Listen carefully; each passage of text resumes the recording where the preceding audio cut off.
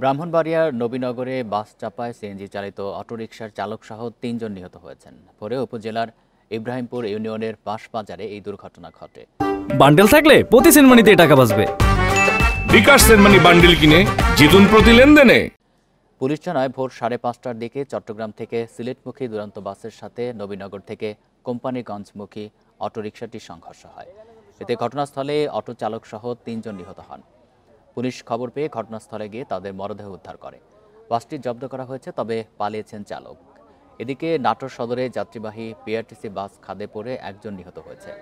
দুর্ঘটনায় আহত হয়েছেন অন্তত 15 জন।